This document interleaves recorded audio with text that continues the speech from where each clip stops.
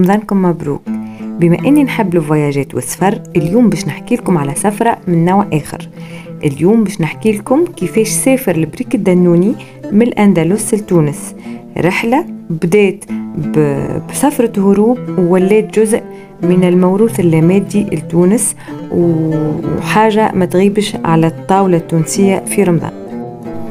الحكاية بدات مع سقوط الأندلس، وخاصة سقوط غرناطة آخر مملكة من المماليك الإسلامية في شبه الجزيرة الإيبيرية. وقتها بدات معاناة المسلمين من اليهود اللي تعرضوا لمحاكم التفتيش، واللي تم إجبارهم على ترك الدين الإسلامي والتغيير الإجباري للدين. اللي رفضوا يتخلوا على الدين الإسلامي متاعهم، قررت الحكومة الإسبانية أنها تهجرهم بطرق منظمة لشمال إفريقيا، خاصة المغرب وتونس.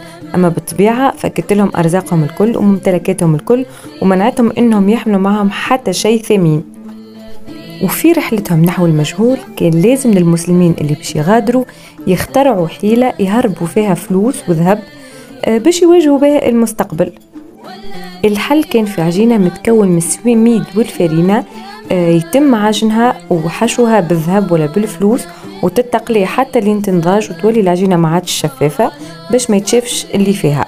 وهكا تخلق البريك الدنوني، وسافر من الأندلس وجاء تونس مع برشا أكلات أخرى وزينا بيه طوابلنا التونسية.